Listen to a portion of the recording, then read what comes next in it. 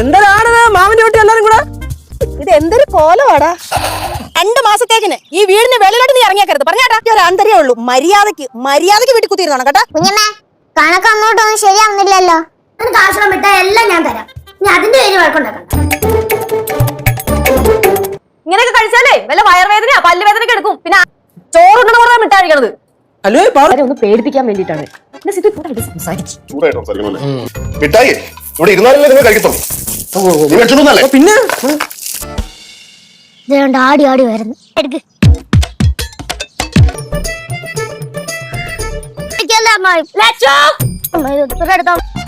ഞാൻ പറഞ്ഞല്ലോ രണ്ടിന്റെ അടുത്ത് മിഠായി കഴിക്കരുതെന്ന്. സിദ്ധുവിനെ വിളി. സിദ്ധു ആകുമ്പോ ഇതെല്ലാം കഴിച്ചു തീർത്തോളൂ. കവറല്ല ഒരുക്കളാ, എനിക്ക് മൊത്തം കഴിക്കണം. മക്കളെ നിക്കടാ, നല്ല വയറുവേദന. ഒരുപാട് മിഠായി കഴിച്ചില്ലായിരുന്നോ? അച്ഛന് വയറുവേദന വേണമെന്ന് പ്രാർത്ഥിച്ചു. നീ അങ്ങനെ പ്രാർത്ഥിച്ചു? സിദ്ധുക്ക് എന്നാ തിരിയില്ലടാ, അതാ ഞാൻ കേട്ടിട്ടുണ്ട്. നല്ല പല്ലുവേദന, കുറെ മിഠായി കഴിച്ചില്ലായിരുന്നോ? ഉള്ളിലെ ആശുപത്രി കൊണ്ടുപോടാ. കേശോട് എല്ലാത്തിനും കാരണം.